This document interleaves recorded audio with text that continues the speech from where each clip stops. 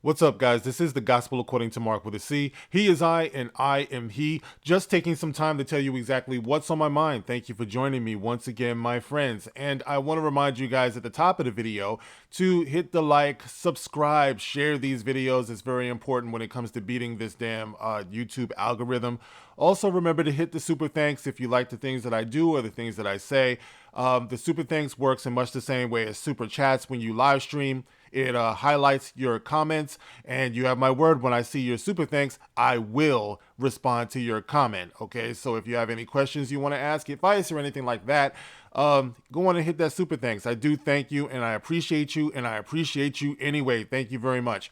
All right, guys, listen. I want to talk about the passing of popular yet controversial YouTuber, image consultant, relationship guru, Kevin Samuels. Okay, Kevin Samuels did not move in this particular space of YouTube that I'm usually in, but the ripple effect of his passing should be felt and should be acknowledged by all of us who do this because, like I said before, whenever a YouTuber passes away, it should be a reminder to the rest of us who do YouTube content anywhere on social media, whether it's YouTube or not, that what we leave behind with these hundreds, sometimes thousands of videos will be a huge part of our legacy.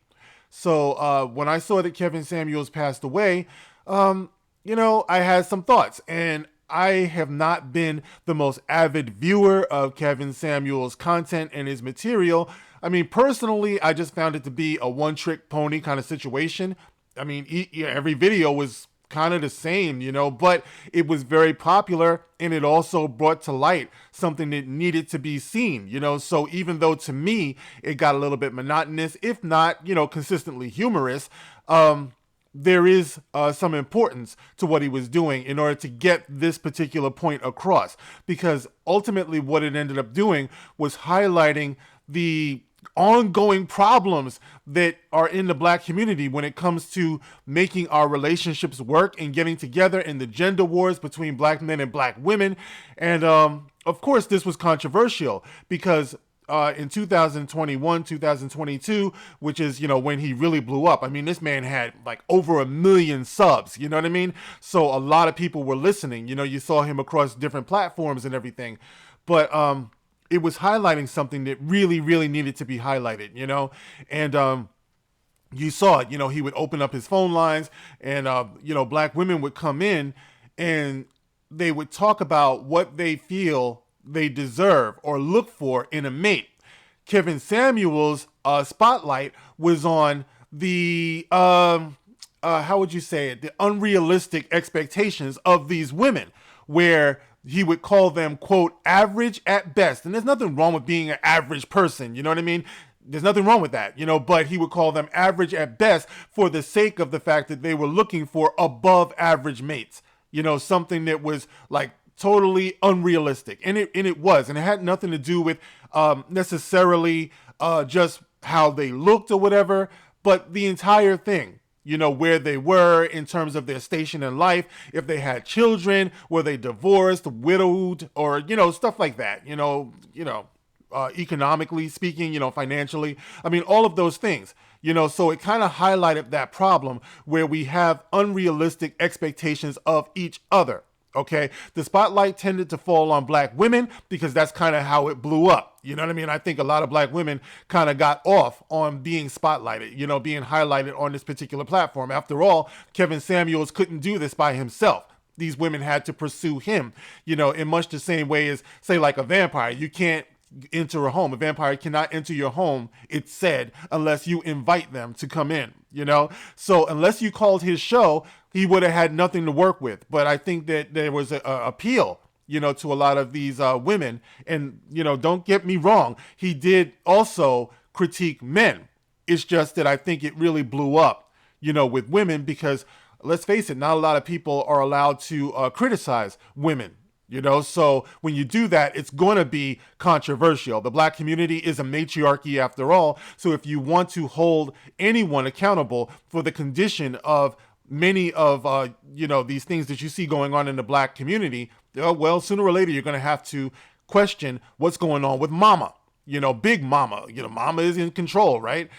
So that tended to be what ended up happening. You know what I mean? So it just like really, I guess, interested me. It interests me like after he passed away, just what ended up happening in terms of the celebration, because like I said, he was controversial because a lot of times what ended up happening is these women ended up embarrassing themselves, and having people to like laughing at them because they were totally unrealistic in their expectations, but when you really think about it, it's not that hard to understand why that is. After all, most girls are brought up with the idea of fairy tales, so they look for their Prince Charming, and in no place more than in the black community where you find people who love to refer to themselves as kings and queens and all of these things. So we long for the day when we can find our royalty, you know what I mean? So women want to be queens, and what do queens want? They want kings. They want their Prince Charmings and things like that. So Kevin Samuels kind of existed to remind them, you're not a queen, you're not a princess, you're just not. But what do we see more of in the black community than others? We want, like, say, Disney princesses. We demand that Cinderella be imagined to be black. Why can't young black girls have this fantasy without realizing they are fantasies? I mean, Anita Baker sang a song about that way back in the day. Fairy tales. Stop believing in these fairy tales. And that's part of what Kevin Samuels' legacy will be, calling people back to reality, away from those fantasies, which is very, very important if we're going to make things work. You're not a queen. You're not a princess. Brothers, you're not kings. You're just not. You're men. You're women. You're human beings. You're complicated. And you're going to have to make some concessions. Compromise is necessary in relationships. You just can't say, this is what I want, this is what I deserve, and you're all just garbage, because that's not what you are. But that tends to be what happens. So Kevin Samuels, I felt like, even though personally I found it to be monotonous watching him, I felt like what he was coming with was the truth, and it was very important, and it was very timely. It just so happens that this is something that I already know. You know what I mean? Now, his whole idea of high value men, is something also that he was known for, representing the concept of a high value man. Now for somebody like me, a high value man is somebody who's committed, somebody who goes to work, somebody who keeps the lights on, the food on the table, somebody who does what he is supposed to do. All that flashiness, dressing in tailored suits is fine. That's fine. Wanting to have and build your own and have your own businesses, fine. That's great. But you have to commit to that through generations, through hard work. You watch, say, like The Godfather, things like that. You see the humble beginnings of the Corleone family. I mean, you don't want to be a crime family, but I'm just saying, you know what I mean? Like, everything has to have a beginning. And if you know that you came from a people that had to go through the horrors of slavery, it's probably going to take a few generations before you can get to the point where you can start thinking about generational wealth and gifting your children with that type of thing, So one day they might be, well-dressed, having their own businesses, going to work clean and, suited and booted and all that stuff. I mean, all of that's great. But a high-value person, to me, is somebody who intends to build, someone who intends to do the right thing, to come home, and bring stability to the family, to bring guidance to the family. That to me is a high value man, someone who's going to be a father to their children, someone who's going to be a husband to a wife, who intends to be a grandfather, who intends to be an elder, who intends to be positive and constructive and productive in their lives. You know what I mean? Because at the end of the day, when Kevin Samuels is gone, so all of the suits in the closet will be taken down. It'll be sold. It'll be donated. It'll be passed on to somebody else, just like here, this, so-called studio setup, whatever I got going on here. All of these pictures will be taken down, once I'm gone. It'll mean something maybe to my son or something like that. But what really matters is what you project into the world, and if you find yourself to the point where, you're, I don't know, making a gimmick out of what you do and stuff like that, well, you run the risk, But I'll tell you this, though. One thing I do notice is the celebration. The celebration that's happened since Kevin Samuels has passed away is very disturbing to me, because it occurs to me that in 2022, the message that we give to each other regarding relationships is as important as the message as, say, Martin Luther King gave back in the 60s. You know, back then it was much more acceptable to black people to be sticking it to white people. You know, in 2022, we still want to do that. White supremacy, white supremacy.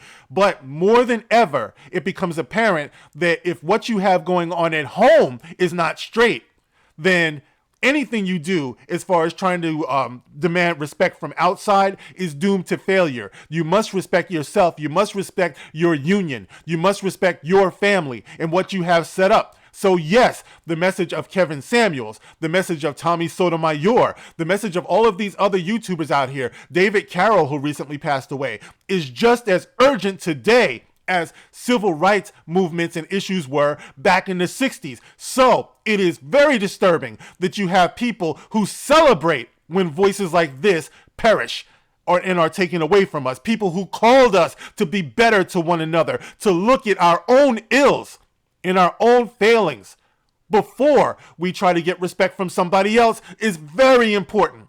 Like I said, back then, okay, you know, you wanted to go sit and, you know, you wanted to go to the same bathroom as white people. You wanted to sit on the same bus. You wanted to have the same shot at education and jobs. Okay, but we've got that now. So what is keeping back our families now?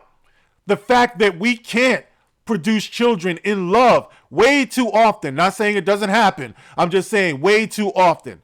Okay, that we can't make our relationships work, that we still chase after those fairy tales. Men still hold our women to be queens and women still hold our men to be kings. We are bound to fail, you know, with those types of criteria. We don't know how to recognize each other as good, productive, positive influence human beings that we should be to one another. So when you hear these voices who are calling us to do this, it offends a lot of people because, as you know, they say the truth hurts, right? The truth hurts. If you're falling short of what you should be to attract the best to your life, and someone tells you this and you're not ready for that message, well, yeah, you're going to demonize them. And that is what has happened with the memory of Kevin Samuels, with the memory of David Carroll, and anybody else, any of these brothers or sisters who's speaking out today, who want us to do better. You know what I mean? That's what ends up happening. So it's disgusting. It's disgusting to see that these people are dancing on the graves of these people. You know what I'm saying? You know, like I said before, Martin Luther King, if he were alive today, he would see integration has happened. He would see the equal opportunity is happening. All right. Is it perfect? No, it's not. Okay, there are still issues. There are still issues with inequality in the justice system, in the education system. All of these things, there's room for that. But the strength to fight these things comes directly from the family, and the family unit is based around our ability to be able to build with one another as men and women. Okay, this is separate from any gay movement that's going on out here. I can't believe that people like to combine them. We have to take them separately. The family, including, you know, if you have any gay children or whatever, it still goes through the man and the woman. All right. So that is our default. If there's a breakdown there, there'll be a breakdown everywhere. All right. So everyone who's dancing on this man's grave, you're dancing on your own grave, because if you don't get this stuff together in this life, your children won't. Stop lying to yourself, saying that your children are miraculously going to find a cure and a resolution when you couldn't, when we couldn't. We have to listen to these conversations. We have to entertain these things, even if it hurts, even if it offends you. The fact that you can have a conversation is productive. It's positive in what you do with it and how you receive it. It's useless to celebrate the death of Kevin Samuels. Okay, even though, like I said, I wasn't the biggest fan, I wasn't the biggest watcher, but you can't ignore the fact that that man caused a huge ripple in the conversation when it comes to black families, black men and women getting together and talking out the issues. Okay, and that goes to the larger community as well, because if we can see each other as good, productive, solid mates, well, then even if you want to go outside and you want to, you know, like broaden your horizons, interracial marriage and love and things like that, you're at your best state that you can offer to somebody else regardless of your race. All right. So anyway, guys, the video is going long as always, but those are my thoughts on Kevin Samuels. And I want to say rest in peace to Kevin Samuels. I want to say condolences to his family. It was his mother who came out to confirm this, that he did in fact pass away at some people are saying age 53, some people are saying 56, 57, whatever, man. I would have really liked to have seen him live longer. To me, a lot of us are dying way too young, guys. We really got to start paying attention to what's going on with us, But anyway, guys, those are my thoughts. Those are my thoughts on the passing of Kevin Samuels. As always, you can get in the comment section, like I said before. Like, share, subscribe, hit the super thanks. I really do appreciate that, guys. Look for me on Twitter, Rumble, Odyssey. Thanks again. I'll see you on the next one. This is The Gospel According to Mark with a C. Rock on.